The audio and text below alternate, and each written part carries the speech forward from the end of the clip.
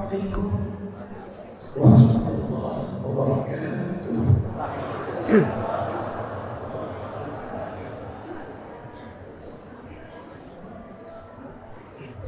Alhamdulillah alladzi jama'ana fi hadha as-sabah. Alhamdulillah alladzi ja'ala as-subha idza tanaffas.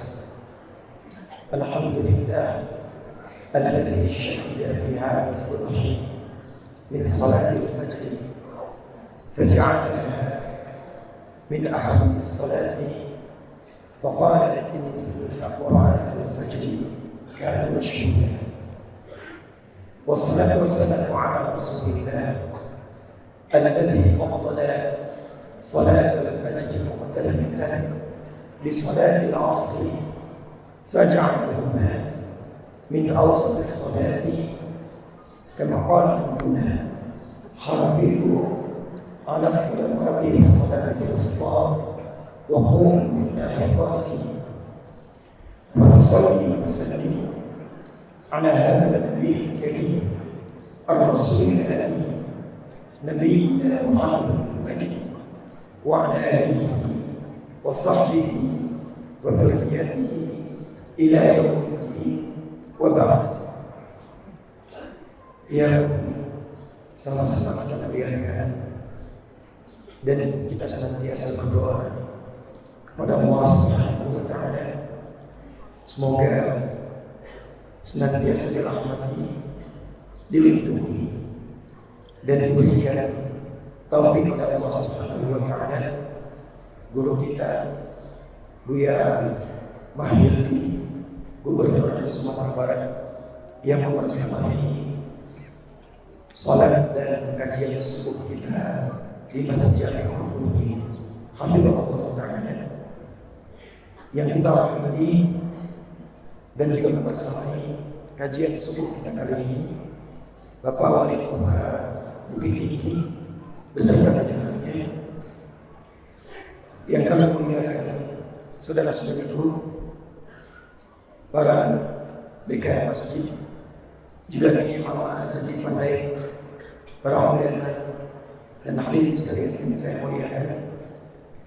Alhamdulillah, ini kali ketiga saya datang ke masjid ini. Pertama kali belum berbentuk seperti ini.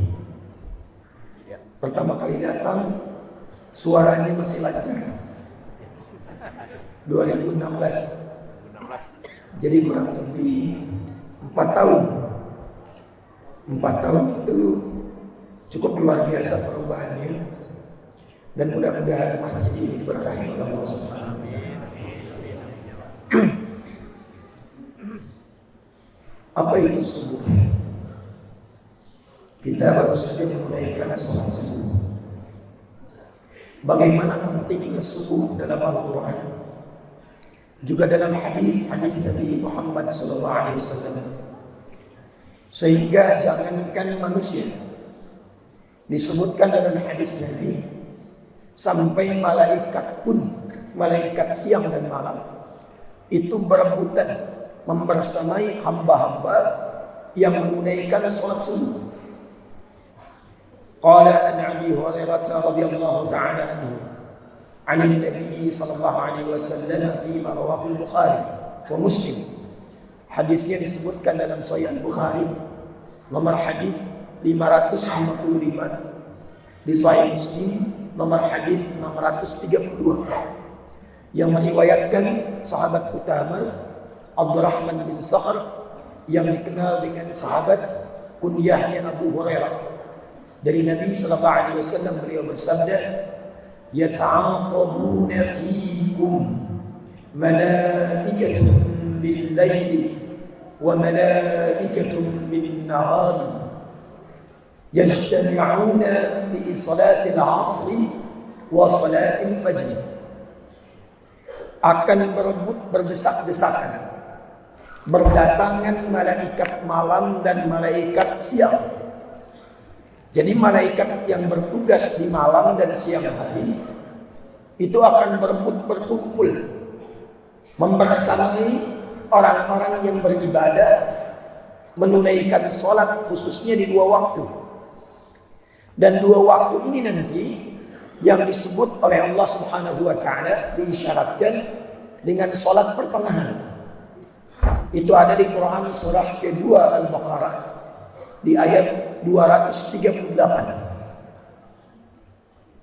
Hafizu 'alas salawati was salatil wusta wa qumu lillahi qanitin. Hafizu, ingat ya, kalimat Qur'annya bukan ihfazu tapi hafizu. Hafizu itu bentuk perintah fi'il amr dari akar kata hafaza yuhafizu. Ada alifnya, aliful mufa'alah. Kalau ihfazu dari akar kata hafidha yahfadhu, hifdhan wa hafidhan. Jadi kalau ada hafidha artinya menjaga secara pribadi. Ada penghafal Quran dulu disebut hamilul Quran, yang mengandung Quran dalam dirinya. Ibu mengandung bayi janin, maka seorang ibu menjaga mulutnya dari harta yang haram supaya tidak masuk ke dalam rahimnya. Menjaga fikirannya dari pikiran yang buruk supaya tidak memengaruhi kepada pikiran janinnya. Menjaga amal solehnya supaya mengalir kepada calon bayinya. Itulah nanti yang melahirkan anak yang soleh.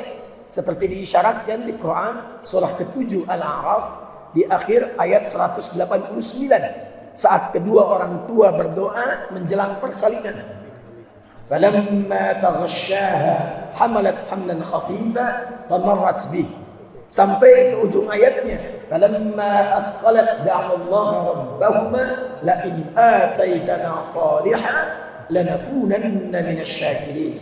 Ya Allah, kalau engkau anugerahkan kami anak yang soleh, kami tentu akan sangat bersyukur kepadamu. Soleh itu mengumpulkan 4 hal. 1, baik secara fisik, disebut dengan thayyib. Kalimat thayyib ketika pertama disebutkan dalam Al-Quran, itu kandungannya adalah makanan yang halal. Quran surah kedua Al-Baqarah di ayat 168. Ya ayyuhan nasu kulu mimma fil ardi halalan thayyiban.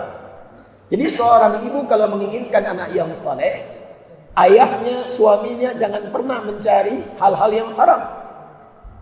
Alhamdulillah Pak Wali tadi menyampaikan di Bukit Tinggi, Bu ya, sekarang sudah ada konsep meminjam tanpa riba ya. Nah itu bagus.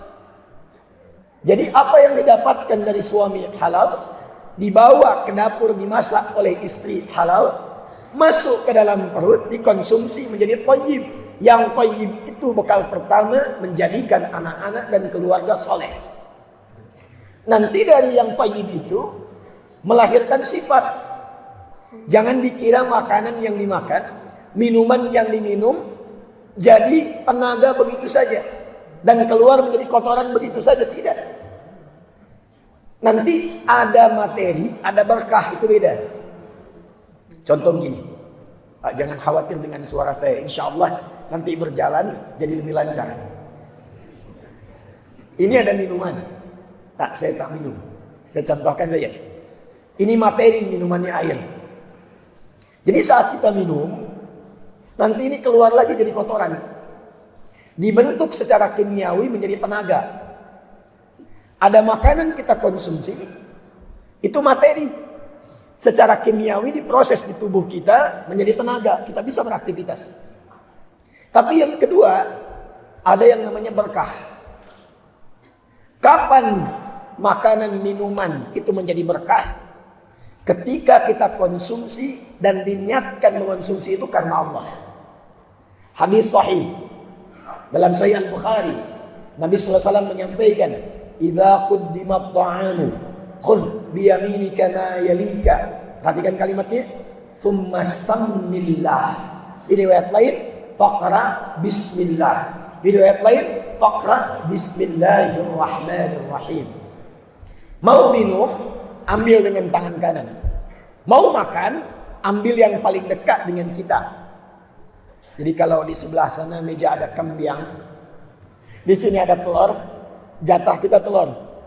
Ambil yang paling dekat dengan tangan kanan, sebelum dikonsumsi, ucapkan Bismillahirrahmanirrahim. Nah, kalimat Bismillahirrahmanirrahim itu yang menjadikan makanan dan minuman diberkahi oleh Allah. Apa itu berkah? Berkah itu singkatnya ziyadatul khair, bertambah nilai kebaikannya. Jadi ketika kita minum walaupun sedikit itu apa bahasa Minang? Sekat. Jadi walaupun minumnya sedikit, tapi Allah berikan berkah, sedikit itu akan memberikan tenaga kepada kita. Yang tenaga itu akan mengalirkan kemampuan untuk banyak berbuat baik. Jadi kalau berpikir baik, berbicara baik, memandang baik, kerja baik, tenaga yang dihasilkan dari yang thayyib dan melahirkan sifat baik, jujur itu sifat, rendah hati itu sifat, sabar itu sifat, sifat itu disebut dengan khair namanya. Apa namanya? Khair. Nah, ciri umat Islam itu, cirinya itu bersifat khair. Karena itu setelah umat jahiliyah dibimbing oleh Nabi, keluar dari jahiliyahnya, maka bertransformasi menjadi umat khair. Turunlah Quran surah ketiga Ali Imran di ayat 110. Kuntum khaira ummati ukhrijat linnas. Jadi syarat soleh itu yang pertama, makanan yang dikonsumsi, minuman yang diminum, pastikan semua bersumber dari yang halal. Pakaian yang halal, perangkat hidup halal. Maka itu nanti akan merubah kita memiliki sifat-sifat kebaikan disebut dengan khair. Jika sifat itu berubah menjadi sikap, ada sifat, ada sikap. Jujur itu sifat. Sedang kerja, ditawari misalnya, maaf, tawaran sogokan. Pak, ini ada proyek di sana. Fee-nya lumayan, Pak. 1 miliar. Tapi Bapak harus tanda tangan ini. Ketika itu ditawarkan dan sifat jujur sudah terkumpul dalam benak, lalu kemudian ditolak menjadi sikap, maka berubahlah sifat khair tadi menjadi sikap, disebut dengan ma'ruf namanya. Disebut dengan apa? Ma'ruf. Jadi kita sudah punya 3 kosakata. 1, thayyib. 2, khair. 3, ma'ruf. Ma'ruf itu kemampuan untuk mengamalkan, mengimplementasikan sifat-sifat baik dalam bentuk sikap-sikap sempurna. Itulah ma'ruf. Tidak korupsi, ma'ruf. Rendah hati, ma'ruf. Sabar, ma'ruf. Kapan? Ketika dipraktekkan. Jelas? Nah, sekarang saya tanya begini. Apakah selain umat Islam yang non-muslim ada yang jujur? Halo? Ada yang rendah hati? Ada yang suka berbagi? Ada. Tapi apakah kebaikan itu dikerjakan karena Allah atau tidak? Ma'ruf bagus. Tapi ketika ma'ruf dikerjakan karena Allah, maka berubah kalimatnya menjadi yang keempat, disebut dengan ihsan. Disebut dengan apa? Ihsan. Apa itu ihsan? Hadis riwayat Muslim, nomor hadis yang ke-8. Saking pentingnya ihsan ini dikutip oleh Al-Imam An-Nawawi bahkan dalam kitab kecilnya 42 hadis, nomor hadis yang kedua, yang al-arba'in itu. An Abi Hafs Umar bin Khattab radhiyallahu ta'ala anhu qala bainama nahnu julusun 'inda Rasulillah sallallahu alaihi wasallam idh tala'a 'alaina rajulun shadidu bayadi thiyabi shadidu sawadi sya'ri la yura 'alaihi atharu safari wa la ya'rifuhu minna ahadun فجلس إلى النبي صلى الله عليه وسلم فأسند ركبتيه إلى ركبتيه ووضع كفيه على فخذيه فقال يا محمد أخبرني عن الإسلام فقال الإسلام أن تشهد أن لا إله إلا الله أن تشهد أن لا إله إلا الله وأن محمدا رسول الله وتقيم الصلاة وتؤتي الزكاة وتصوم رمضان وتحج البيت إن استطعت إليه سبيلا قال صدقت فعجبنا قال عمر فعجبنا يسأله فيصدقه فقال يا محمد أخبرني عن الإيمان فقال الإيمان أن تؤمن بالله وملائكته وكتبه ورسله واليوم الآخر وتؤمن بالقدر خيره وشره فعجبنا يسأله فيصدقه فقال يا محمد أخبرني عن الإحسان فقال الإحسان أن تعبد الله كأنك تراه فإن لم تكن تراه فإنه يراك. Perhatikan terjemahan. An ta'budallah. Perhatikan cara menerjemahkan ini. Engkau menjadikan semua aktivitasmu sebagai ibadah karena Allah. Jadi ada terjemah singkat hanya menggarisbawahi engkau beribadah kepada Allah. Padahal konsep dasar ibadah itu semua kegiatan kita. Di orang Islam tuh, orang beriman tuh, dari bangun tidurnya sudah ibadah. Karena memang kita ini dicipta untuk ibadah. Apapun yang dititipkan jabatan untuk ibadah. Tidak akan ditanya berapa pangkat yang didapatkan, berapa tinggi kedudukan. Yang ditanya oleh Allah itu dengan kedudukan yang aku titipkan, berapa banyak yang telah engkau kenalkan dengan Allah Subhanahu wa Ta'ala. Berapa kebijakan yang bermanfaat, berapa kemuliaan yang telah ditebarkan. Harta itu kalau dititipkan bukan ingin membuat kita menjadi hamba yang terhormat hanya untuk menunjukkan kita kaya, bukan. Tapi supaya kita berbekal menjadi ibadah. Nggak akan ditanya berapa banyak yang dikumpulkan. Kamu statusnya crazy rich yang keberapa di Sumatera Barat? Tidak akan ditanya begitu. Yang ditanya dengan harta itu, seberapa jauh kita bisa dibimbing untuk mendekat kepada Allah Subhanahu wa Ta'ala. Itu saya lihat tadi datang ke sini kendaraannya banyak macet di luar. Ada yang motor, ada yang mobil, mereknya macam-macam. Pertanyaan saya, dari semua kendaraan yang pernah digunakan itu, berapa banyak pernah digunakan untuk ibadah? Jangan-jangan punya sepeda sampai subuh ini baru dipakai untuk bolak-balik jalan-jalan olahraga saja. Itu akan dihisap. Berapa banyak pernah dipakai ke majlis ta'lim? Berapa banyak pernah dipakai menunaikan sholat? Itulah kadang-kadang yang menyebabkan minta motor belum dikasih. Karena sepeda yang akan dihisap pun belum dipakai ibadah. Pakai dulu ibadah. Kalau sudah pandai menggunakan itu, minta apapun kemudian akan diberikan. Itu dihisap. Ini yang dimaksud Quran surah ke-51 di ayat ke-56. Wa ma khalaqtul jinna wal insa illa liya'budun. Lamnya lil ghayah, maknya nafi, illanya isbat. Dan tidaklah aku ciptakan jin dan manusia, biarkan jin dengan alamnya. Kita masuk ke alam manusia saja. Alif lamnya istighraq, bukan ma'rifah. Alif lamnya istighraq. Apa beda ma'rifah dengan istighraq? Contoh begini.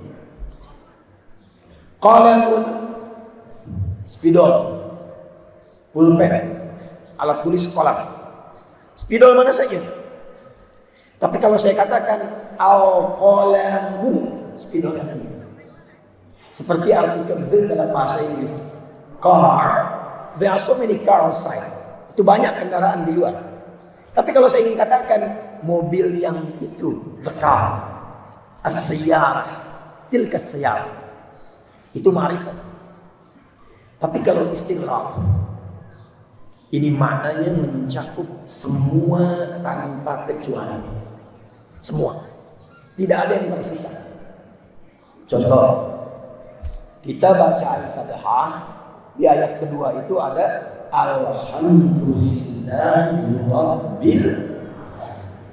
Al di Alhamdulillah itu fungsinya istighraq.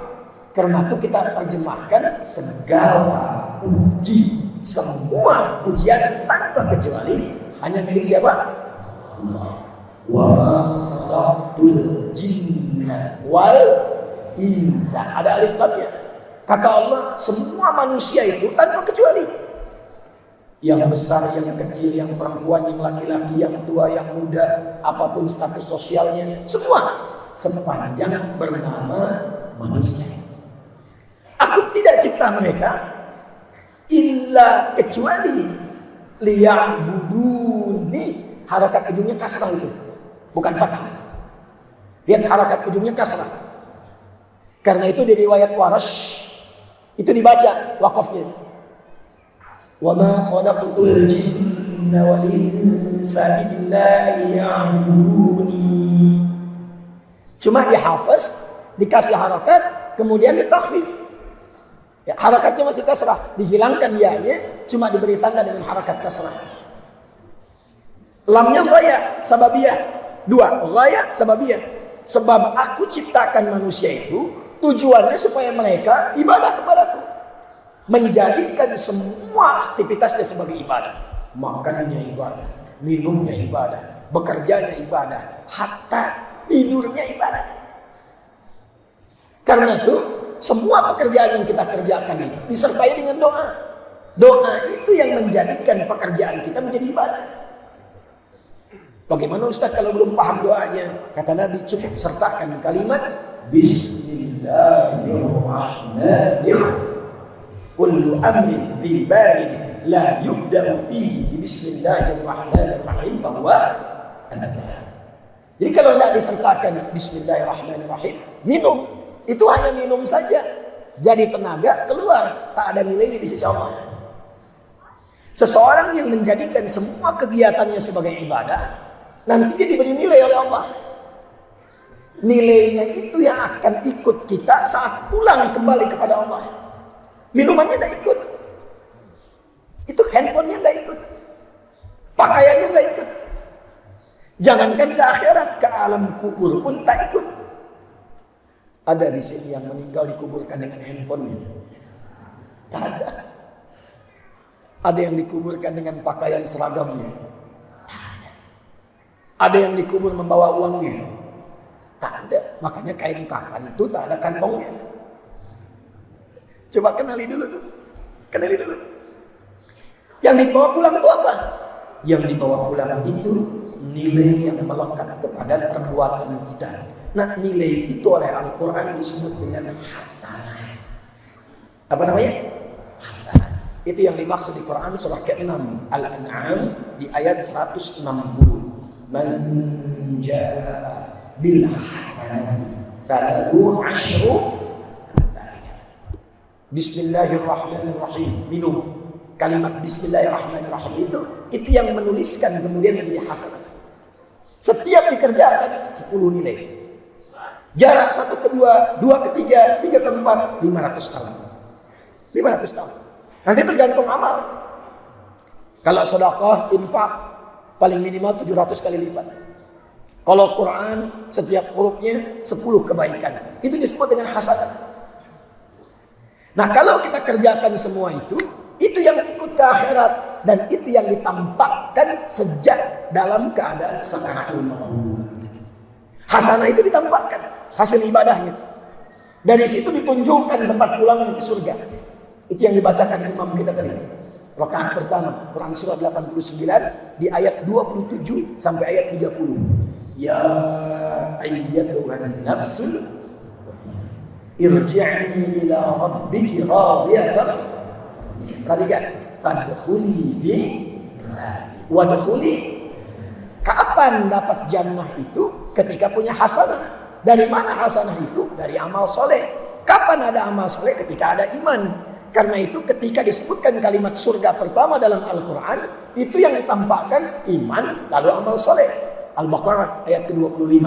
Wa basyiril ladzina amanu iman wa 'amilus shalihat. Amal soleh. Anna lahum jannati tajri min tahtiha. Jadi hidup kita itu idealnya dipakai ibadah. Hasanah itu nanti ditampakkan di akhirat. Di dunia kita kerjakan, di akhirat ditampakkan. Itu yang selalu kita mohonkan pada Allah. Ya Allah, mohon bimbing supaya semua kegiatan kami menjadi hasanah. Dunia hasanah, akhirat hasanah. Disitulah kita berdoa mengutip Quran surah kedua ayat 201. Wa minhum may yaqul Rabbana atina fid dunya wa fil akhirati wa qina. Sikap menjadikan semua aktivitas sebagai ibadah, sehingga mendapatkan hasanah, sikapnya disebut dengan ihsan. Sikapnya disebut dengan apa? Ihsan. Gabungan thayyib, khair, ma'ruf, ihsan, menjadikan semua kegiatan karena Allah. Gabungan 4 ini yang menyatukan dan menjadikan kata yang kelima disebut dengan soleh. Jadi amal itu baru soleh kalau ada iman. Amal itu baru soleh kalau dikerjakan karena Allah. Karena itu orang-orang yang tidak beriman sekalipun berbuat baik itu nggak disebut soleh dalam Quran. Disebutnya amal saja. Sayyidah Aisyah radhiyallahu ta'ala anha pernah berkonsultasi pada Nabi sallallahu alaihi wasallam. Ya Rasulullah, itu si fulan orang baik. Dia suka donasi, bantu masyarakat, perbaiki sarana prasarana. Cuma dia belum beriman. Bagaimana status dia di hadapan Allah? Bagaimana status amalnya? Itu seketika tak menunggu lama turunlah Quran surah ke-25 ayat 23. Perhatikan ayatnya. Wa qadimna ila ma 'amilu min 'amalin. Tak ada soleh. Cuma amal saja. Wa qadimna ila ma 'amilu min 'amalin faj'alnahu haba'an manthura. Kalau ada orang yang belum beriman, atau ada orang beriman ikut-ikutan seperti orang yang belum beriman, maaf, saya katakan belum beriman, selalu saya pegang kalimat ini supaya saya berharap bisa beriman. Jika ada orang masih hidup belum beriman, dia berbuat baik, apa saja itu, perbaiki fasilitas, perbaiki jalan, nyumbang ini, nyumbang itu, dengan keadilanku, kata Allah, Allah adil, dengan keadilanku akan dibalas perbuatan baik itu di dunia. Karena dia berbuat di dunia, dibalas di dunia. Tapi ke akhirat tak bisa ikut, karena kunci untuk mendapatkan rahmat Allah di akhirat iman hasanah. Maka pastikan semua kegiatan kita punya nilai di hadapan Allah. Itu yang dimaksudkan saleh. Itu yang dimaksudkan ihsan. Jelas di sini? Baik, kita kembali ke hadis pokok tadi.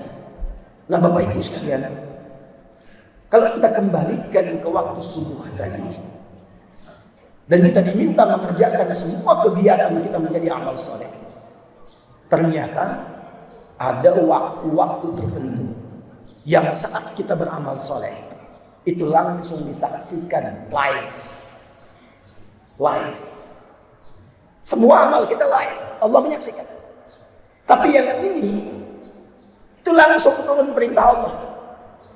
Bahkan malaikat yang bertugas di waktu khusus malam, yang bertugas di waktu khusus siang, itu demi adanya waktu ini yang diistimewakan oleh Allah, itu semua langsung kumpul di waktu itu. Kapankah waktu itu? Nabi menyebutkan ada 2 waktunya. Ada berapa waktunya? Sebentar. Kita belajar waktu dulu dalam Quran ya. Belajar waktu dulu. Mau pilih mana? Pilih yang singkat, cepat. Pilih yang agak detail. Pilih yang detail. Yang singkat, agak detail atau detail? Nah, kita mulai dari awal dulu ya. Yang singkat bagi 2, siang dan malam. Karena itu sering di Quran disebutkan siang dan malam. Quran surah ke-2 dulu Al-Baqarah di ayat 164. Paling kanan sebelah atas di mushaf. Itu pertama kali disebutkan pergantian siang dan malam di Quran. Inna fi khalqis samawati wal ardi wa ikhtilafil laili wan nahar wal fulki allati tajri fil bahri bima yanfa'un nas, dan seterusnya ayat. Al-lail wan nahar. Jadi kalau kita ingin beraktivitas dan ingin memanage waktu, bagi 2 dulu secara umum. Apa yang dikerjakan di siang, apa yang dikerjakan di malam. Nah, batas siang batasnya itu dari subuh ke maghrib. Saya ulang ya, dari mulai subuh ke maghrib. Jadi dibuka di subuh, berjalan di siang, masuk ke maghrib. Itu batasnya. Jelas? Baik, jadi kalau subuh kita buat pembuka, mulainya masuk ke waktu siang dari duha ke zuhur sampai dengan ke maghrib. Antara zuhur dengan maghrib yang tengah-tengah apa? Saya ulang, antara zuhur dengan maghrib yang tengah-tengah apa? Asar.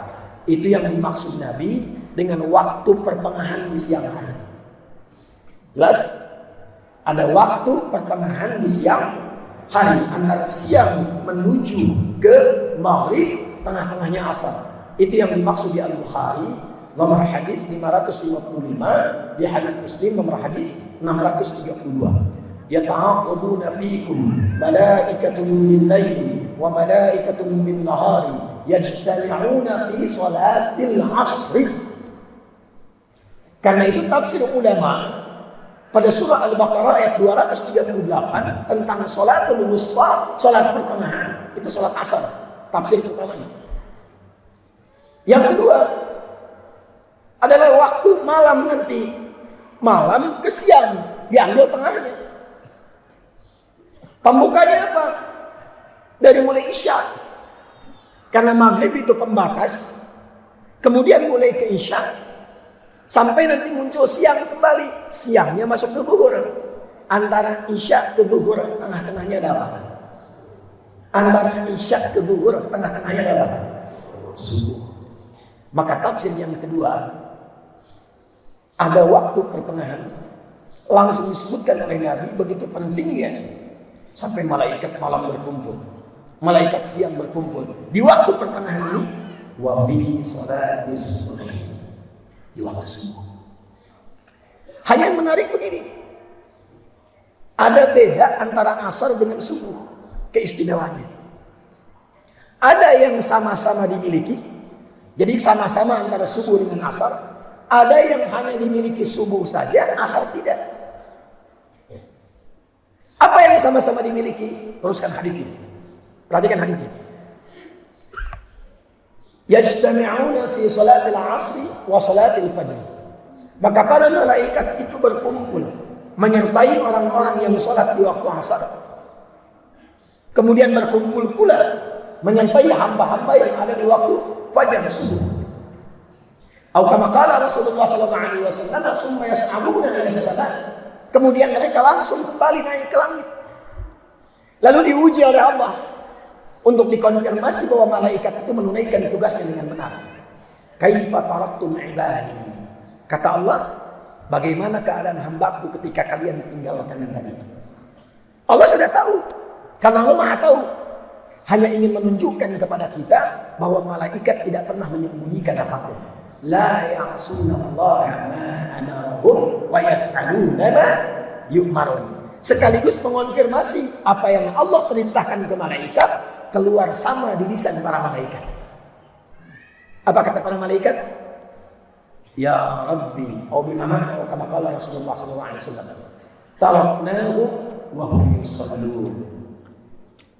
Kami tinggalkan hamba-hambamu itu. Kami sertai, kami tinggalkan. Tadi mereka telah menunaikan salat. Dan ketika malaikat melaporkan itu secara live, waktu asar dan waktu subuh, hamba yang disertai itu sedang salat, maka Allah kemudian, perhatikan ini yang paling penting, menegaskan pemberian rahmat dan ampunannya kepada hamba yang tengah menunaikan salat yang dilaporkan oleh malaikat. Karena itu salat subuh itu penting. Salat asar itu penting.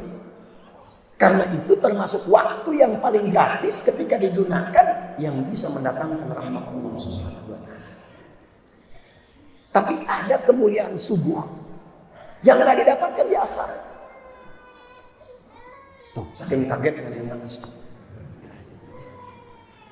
Apa kemuliaannya? Saking luar biasanya kemuliaan ini, sampai-sampai para sahabat di masa Nabi itu mengejar waktu subuh dari malam, dari tahajud.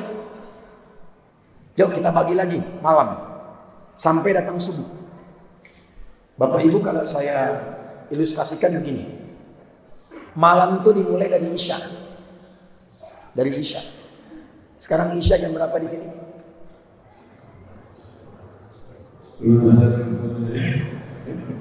Masih kalau waktu sholat. Ya. Sebentar.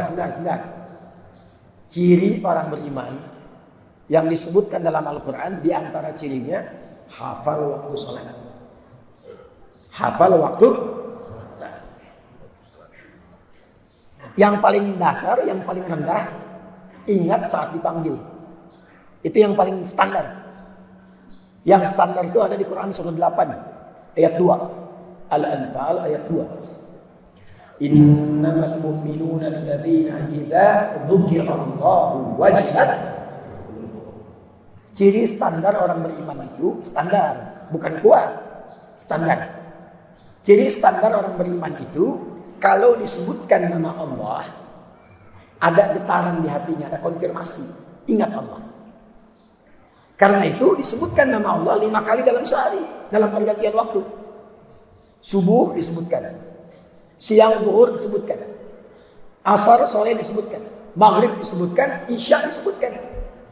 Dan diperdengarkan pada setiap hamba yang masih punya pendengaran di telinganya. Telinga itu bahasa Arabnya uzun. Jamaknya azan. Azan sekali dalam sehari dikumandangkan berapa kali? 5 kali. Kalimat pertama azan itu apa? Allahu Akbar, Allahu Akbar.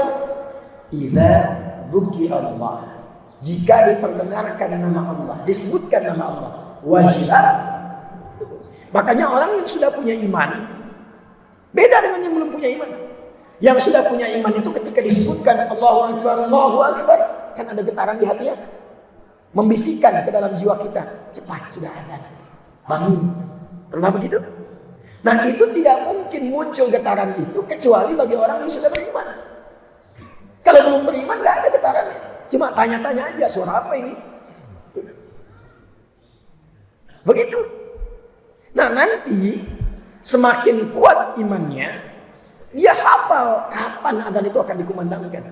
Sehingga dia siap-siap sebelum panggilan tiba. Itu ciri orang yang sudah mulai kuat imannya. Ciri kedua naik. Itu ditemukan di Quran surah keempat An-Nisa di ayat 103. Ya, kita sama Quran sama hadis, sama Quran sama hadis supaya lebih kuat ya. Perhatikan kalimatnya, ayatnya. Fa idza qadaytumus shalah fadhkurullaha qiyaman wa qu'udan wa 'ala junubikum fa idza tuma'nantum faqimus shalah innas salata kanat 'alal mu'minina kitaban mawquta. Kalau terjemah digunakan terjemah biasa, maka bunyi terjemahannya kurang lebih begini ujung ayatnya. Sungguh sholat itu bagi orang-orang beriman telah ditetapkan waktunya. Tapi kalau kita pakai terjemahannya menggunakan ilmu balaghah, maka terjemahannya akan berubah begini. Sungguh orang-orang beriman itu tahu waktu sholat. Itu.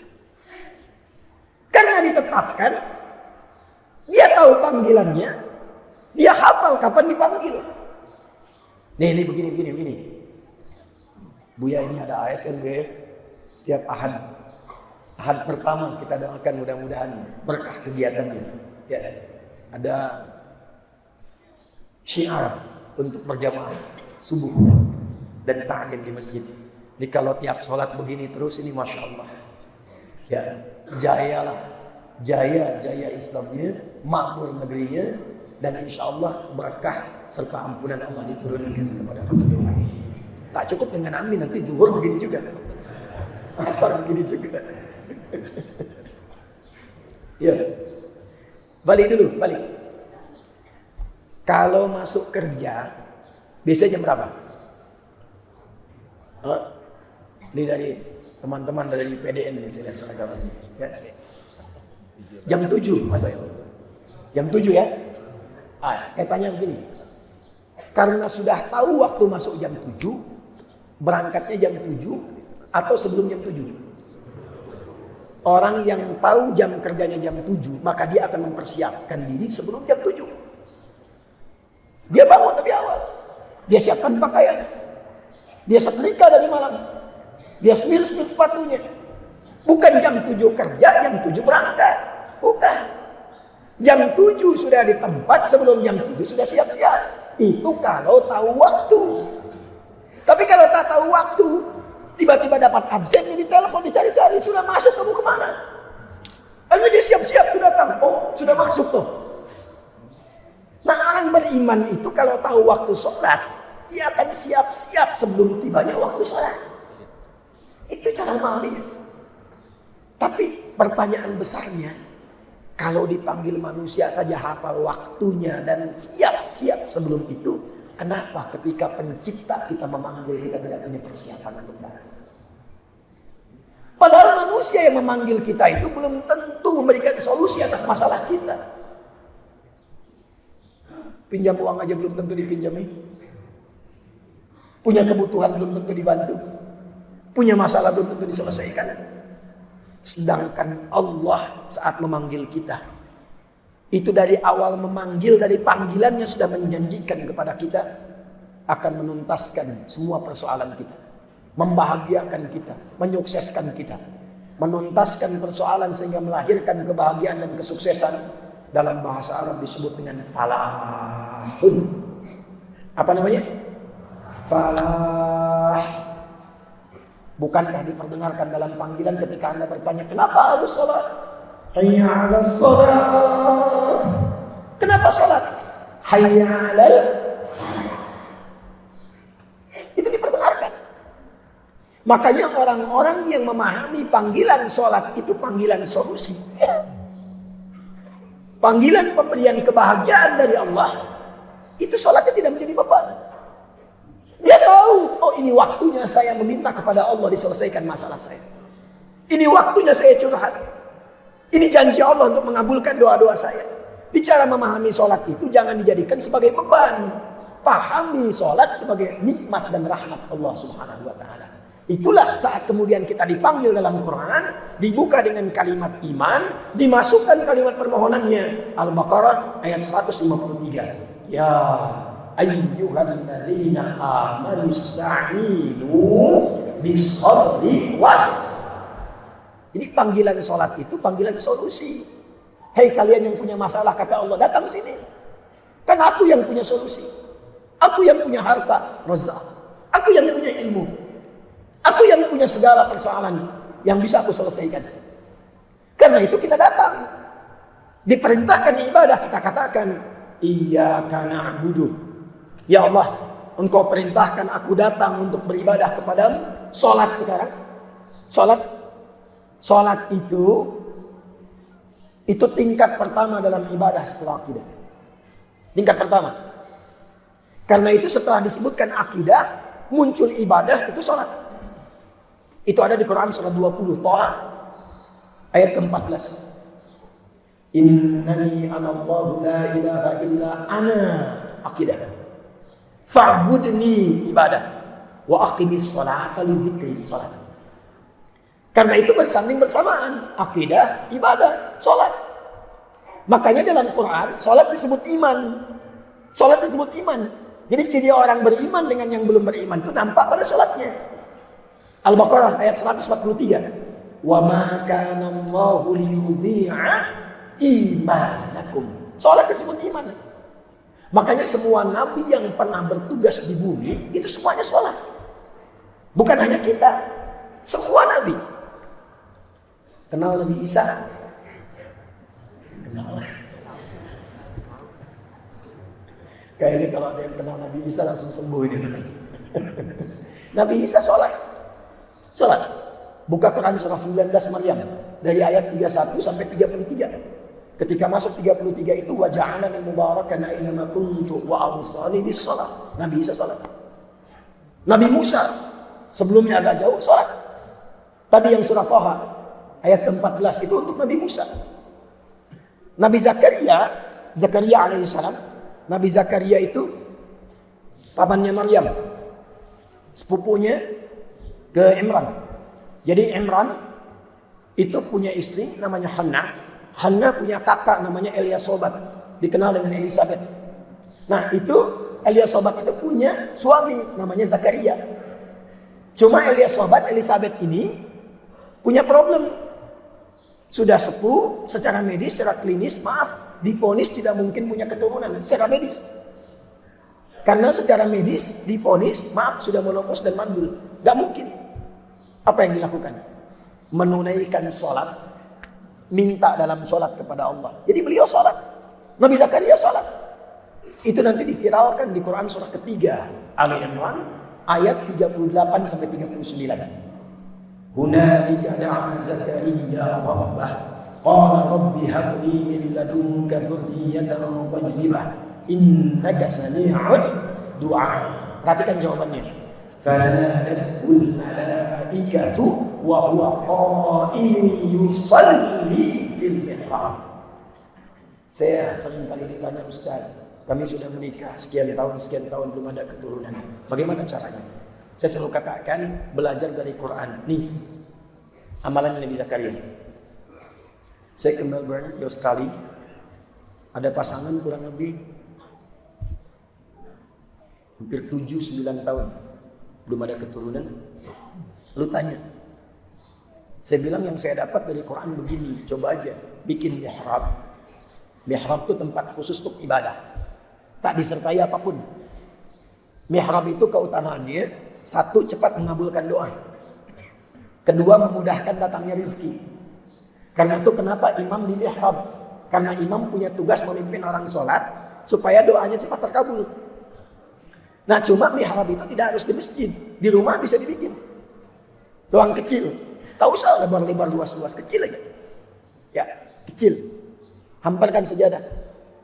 Tapi hanya ibadah saja di situ. Jangan sertakan yang lain. Termasuk bikin status keluar dari mihrab. Ceklik sedang di mihrab gitu ya.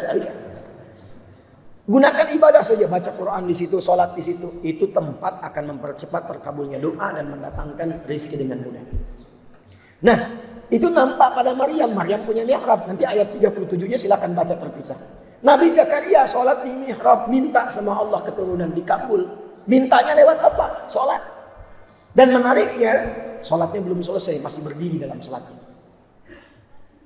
Nabi Ismail, datuknya Nabi yang ke-29. Ini dari Nabi Muhammad ke Nabi Ismail itu 29 generasi. Itu bahkan memerintahkan kepada semua keluarganya supaya sholat. Saking pentingnya sholat. Itu ada di Quran surah 19 Maryam ayat 55. Wa kana ya'muru ahlahu bis-shalah. Jadi semua nabi yang pernah bertugas di bumi itu semua sholat, saking pentingnya sholat. Muhammad sallallahu alaihi wasallam bin Abdullah bin Abdul Muttalib bin Hashim bin Abdul Manaf bin Qusay bin Murrah bin Kilab bin Ka'ab bin Ghalib bin Fihr bin Malik bin Nadar bin Kinan bin Khuzaimah bin Mudrika bin Ilyas bin Nizar bin Mudar bin Ma'ad bin Adnan bin Abdi bin Adri bin Muqawwam bin Nahur bin Tarikh bin Ya'qub bin Nabi bin Yazid bin Ismail alaihissalam bin Ibrahim alaihissalam bin Azam atau bin Nahur bin Amir bin Kinan bin Al-Fakhshad bin Sam bin Nuh alaihissalam bin Manusyarah bin Kinan bin Anwas bin Nif bin Adam alaihissalam. Jadi kalau kita urut ke atas dan di setiap generasi ada nabinya, itu memerintahkan untuk sholat. Saking pentingnya sholat.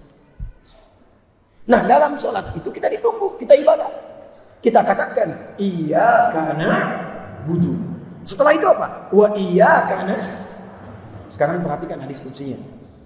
An Abi Hurairah radhiyallahu ta'ala anhu qala an-nabiy sallallahu alaihi wasallam qala Allah azza wa jalla. Perhatikan kalimatnya. Saya langsung ke ujungnya saja. Wa idza qala al-'abdu iyyaka na'budu wa iyyaka nasta'in.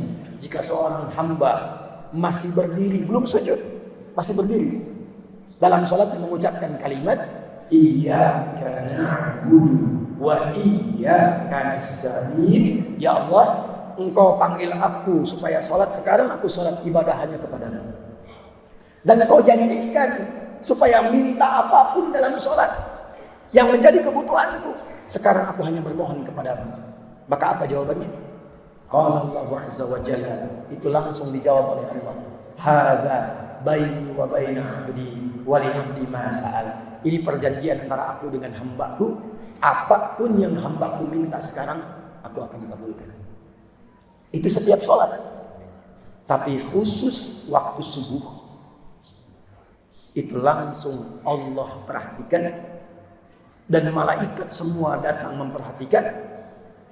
Dan pada saat itulah malaikat mengaminkan apa yang dimintakan oleh hamba-hamba itu. Langsung mengaminkan. Sedangkan hadis lain mengatakan, faman wafaqa ta'minuhu ta'minal malaikati ghufira lahu ma taqaddama min dhanbi. Yang aminnya bersamaan dengan malaikat, minta diaminkan. Atau dalam sholat kita amin, malaikat amin, langsung dapat bonus. Bukan hanya dikabulkan doanya, tapi langsung mendapatkan ampunan Allah Subhanahu wa ta'ala. Jadi keutamaan waktu subuh itu yang pertama, mempercepat datangnya ampunan Allah Subhanahu wa ta'ala. Maaf, pilih mana? Dapat harta 100 miliar atau dapat ampunan Allah? Tak ada yang ketiga, cuma dua saja. Dapat harta 100 miliar atau dapat ampunan Allah? Pilih mana? Masa suaranya lemah sekali. Ampunan Allah. Oh, ini tidak pede, ini ada sesuatu itu. Ingin ampunan Allah tapi sekarang kau mohon maaf tuh. Ada yang meninggalkan Jumat karena ngejar proyek. Ada yang bahkan bekerja yang pekerjaannya bersamaan dengan waktu sholat. Padahal dia tahu dalam sholat bisa mendatangkan rezeki. Nah, subuh itu spesial. Spesial. Karena itulah langsung disebutkan dalam Al-Quran, Allah menegaskan tentang keutamaan ini. Quran surah 17 ayat 78. Aqimis salata liduluki syamsi ila ghasaqil laili. Tunaikan salat dengan benar dari mulai tergelincir matahari. Zuhur dulu disebutkannya, sampai ke malam tiba, sampai ke isya. Zuhur, asar, maghrib, isya. Ini standar. Tapi subuh diakhirkan. Subuh urutannya diakhirkan. Wa qur'anal inna qur'anal fajr kana. Perhatikan. Yang 4 disebutkan sholat. Tapi yang subuh, redaksinya oleh Al-Quran ditegaskan dengan nama Quran. Quran, bukan hanya sholatnya. Ternyata yang penting di waktu subuh, itu bukan hanya sholatnya, tapi semua bacaan yang disampaikan di waktu subuh, langsung dipersaksikan. Kalau doa dikabulkan, kalau istighfar diampuni, kalau minta rahmat diberikan. Itu subuh. Karena itulah ada orang-orang yang berburu waktu subuh karena tahu waktunya. Oh, ini jam 4.45 di Sumatera Barat. Maka dia bangun karena tahu waktu, dia siapkan jam 3 bangun. Ada yang setengah 4. Jadi 4.45 ada, jam 3 sudah bangun. Karena tahu ada waktu yang istimewa. Bahkan dia kejar menjelang subuh. Ada waktu menjelang subuh, itu disebut sahar namanya. Misal subuh 4.45, 15 menit sebelum subuh itu disebut dengan saharun, sin ha ra. Jamaknya disebut dengan ashar. Ini di sini saya mau berikan rahasia. Tapi ini di antara kita saja. Jangan bilang-bilang ya. Di sini aja. Ya. Bu.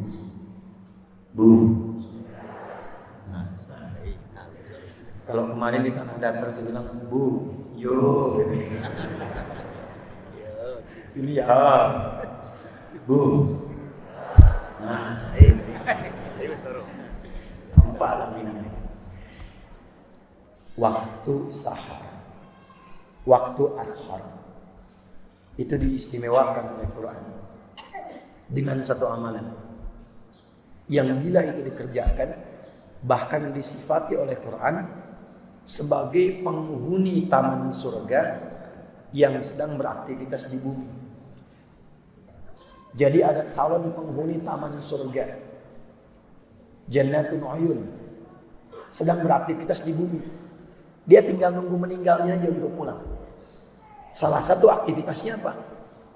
Dia sering beristighfar di waktu sahar. Itu ada di Quran surah 51 Ad-Dariyat di ayat ke-18. Wabil ashari hum yastaghfirun. Dan mendekat ke waktu subuh, mereka ingin duluan mengejar rahmat Allah berupa ampunan Allah Subhanahu wa taala. Karena hadisnya qudsi. Hadisnya hadis qudsi. Yanzilu Rabbuna tabaraka wa ta'ala fi thuluthil akhir min al-lail. Fayaqulu ya ibadi. Itu setiap datang waktu sahar, Allah menyampaikan, hei hamba-hambaku, siapa yang minta, aku berikan. Siapa yang berdoa, aku kabulkan. Dan siapa yang memohon ampunan kepadaku, faman istaghfara liya ghafartu lah, aku ampuni sekarang dosa-dosanya. Apa rahasia yang ingin saya bagi? Gini, Bu, Ibu kalau saya beri pilihan, Ibu pilih mana? 1 miliar atau kalimat istighfar? Betul. Awas nanti dimarahi bapak pulang dari sini. Kenapa tahu ambil 1 miliar? Kalau ada pilihan, termasuk dunia dan seisinya, pilih istighfar. Pilih istighfar.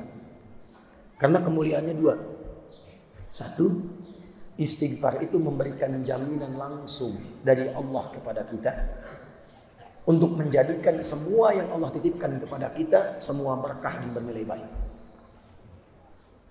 Yang kedua, istighfar itu cara paling cepat untuk mengabulkan doa. Semakin tinggi orang istighfar, terbiasa dengan istighfar, naik kendaraan dia istighfar, latihan terus, dan terbiasa dengan itu. Itu ya Allah mustajab doanya. Kadang-kadang belum minta sudah diberi. Cepat sekali. Makanya istighfar itu mahal sekali. Dan para ulama sudah tahu ini. Makanya mereka sering di antara wiridnya itu istighfar. Dan zikir kita pertama ba'da salat itu, Assalamualaikum warahmatullah. Assalamualaikum warahmatullah. Bukankah istighfar? Astagfirullah. Allahumma assalamu minka salam tabaraka ya dzal jalali wal ikram. Istighfar. Karena menghadirkan berkah, menggugurkan dosa, mempercepat jawaban doa. Itu istighfar. Karena itulah orang-orang mengejar waktu subuh itu, mempersiapkan sebelum subuh dengan istighfar. Itulah kemuliaan subuh.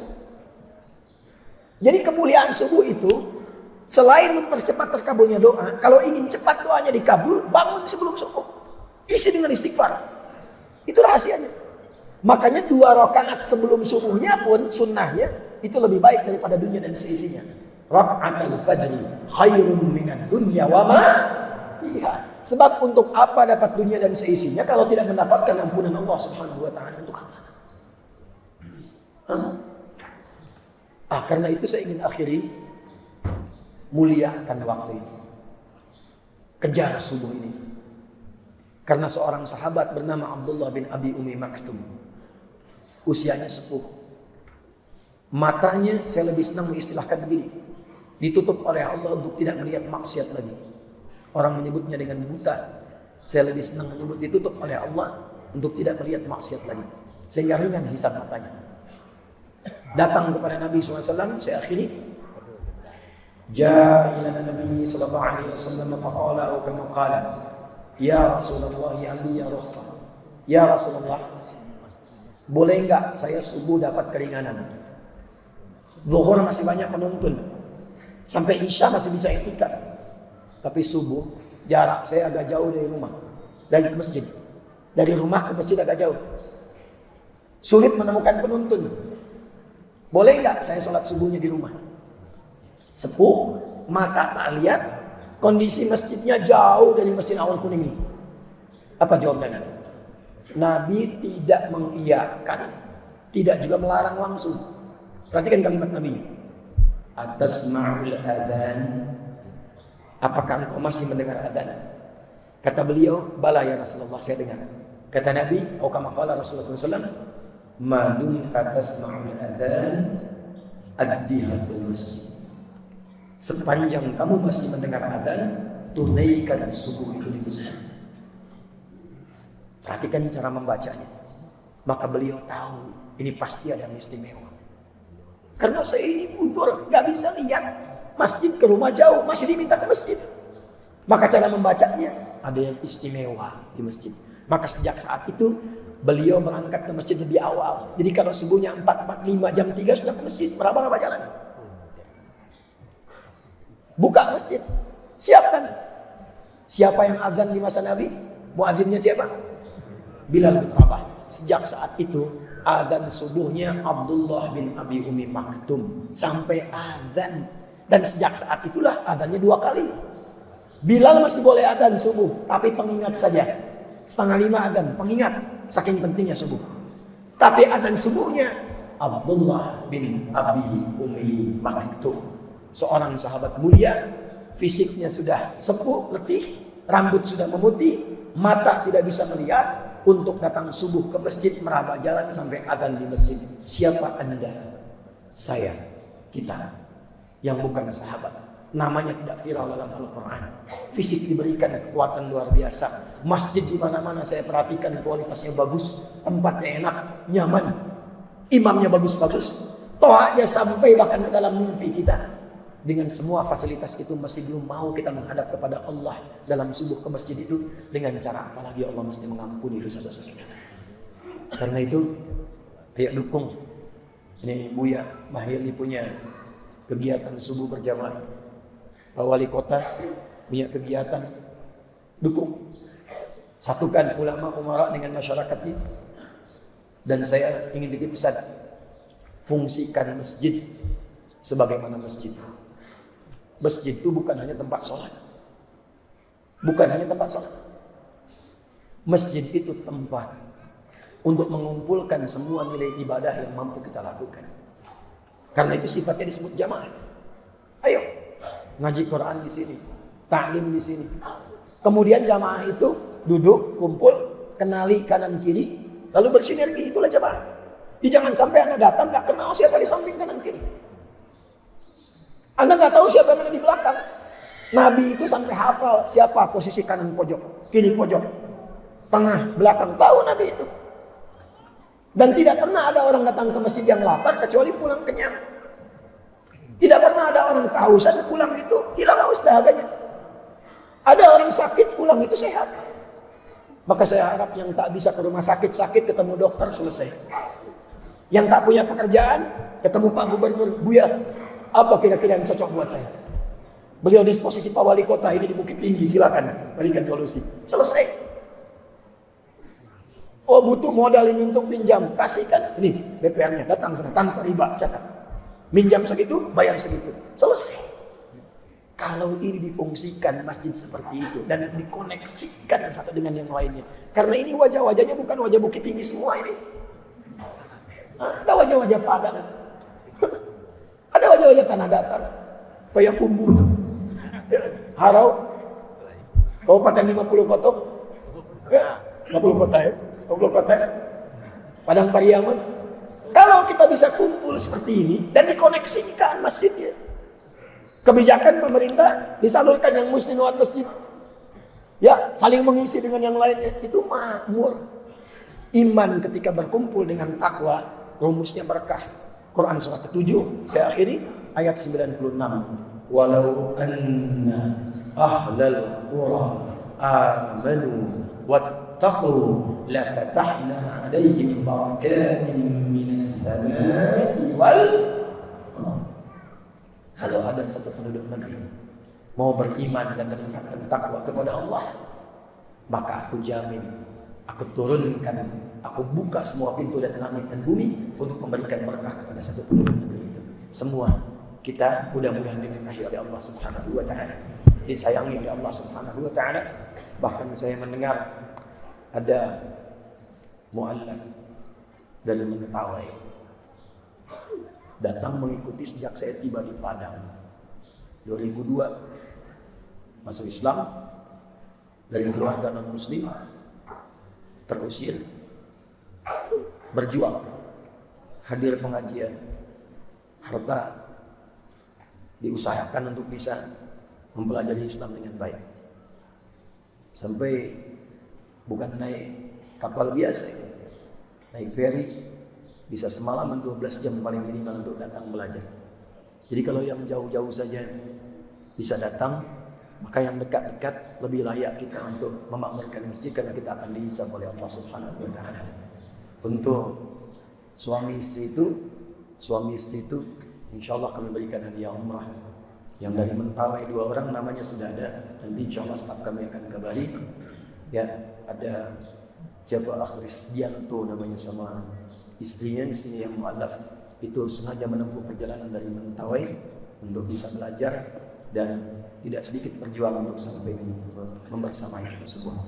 Mudah-mudahan perjuangannya diridhai oleh Allah Subhanahu wa taala.